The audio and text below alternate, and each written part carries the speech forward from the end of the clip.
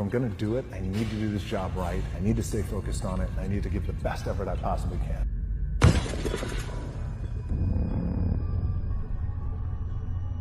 And not only that, but just between us, I was like, I'm gonna be the baddest motherfucker walking at 43, 44, 45, 46, 47.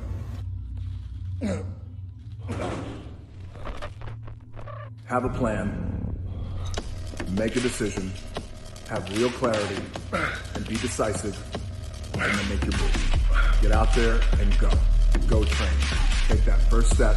That first step begins with that first rep. And in order to complete that first rep, you gotta get out, you gotta make a decision, and you gotta get to the gym. Be decisive, get to the gym, and start training.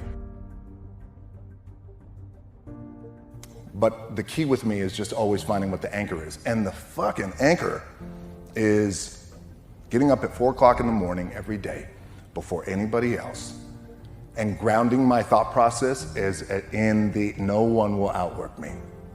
No one. I love and I respect you guys. You motherfuckers won't outwork me. All starts with this. 2 hands, putting it to work. The anchor for me has always been the work in terms of the weight room training. So when I first started wrestling, I was 6 years old, rolling on the mats with my dad. My old man, a lot of you guys won't know this. Yeah, Rocky Johnson. My old man was Rocky Johnson. He was the first black WWF at that time. First black WWE tag team champions with Tony Atlas back in 1983. My uncles were wild Samoans. I come from a long line of pro wrestlers. But before the wrestling part happened, I was just in the gym putting in the work. At 6 years old, rolling around on the mats. And finally, when I could touch weights at 13, that's what I was doing. But the weight part for me and the gym part has always been, has to be the anchor. Then your body's your body, right?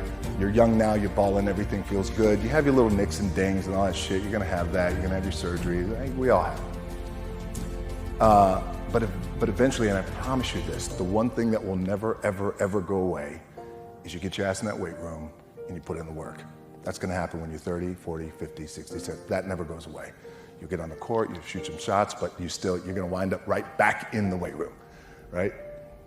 Right back in your spot. The key for me, what I think one of the keys is, remember where you came from, keep that shit in the front of your mind, and when shit goes bad and it goes sideways, a lot of shit does, you're getting booed out of the fucking building, or you're coming through this injury, or people are writing you off, oh, you guys ain't gonna fucking make it, you know, any of that shit. You gotta keep it in here. And it really has to, it should drive you, it should. It works for me, it should drive you. You get all the talent in the world, it's all here. It's all here. Everybody's the next best thing. Everybody's the thing. Everybody's the best. It's all here.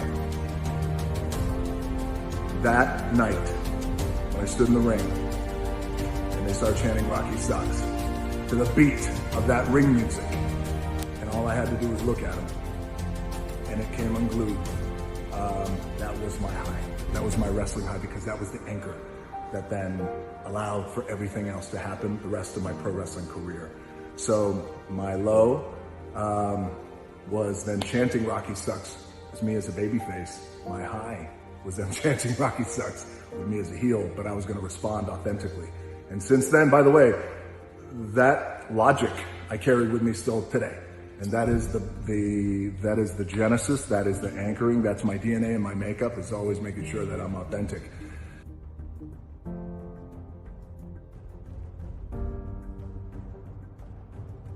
It seems you're going through it, and I'm sorry you're going through it, but what an opportunity that this is. I also appreciate the way you framed and phrased the question, because it's temporary. And I think, you know, this idea of losing it, we all go through this, and especially now. I mean, it is such, we hear the word unprecedented, we hear that 100 times a day, and it's unprecedented. What are we gonna do? There's questions, there's anxiety, there's stress, there's everything under God's hot sun as we are trying to come back as an economy and as a race, as a human being, as we're stepping back out into life. And so for a lot of us, and I've had wobbly days myself, where we've lost it, how do I bounce back? How do I find that willpower to bounce back? here's what I like to do. I like to ground myself. I like to just take a moment, step away, find a quiet space and really think about what the issue is, try and identify what the issue is. But then what I try to do is make sure that I am remembering the important process. And that important process when it comes to bouncing back is remember that all progress, little or big, starts with me.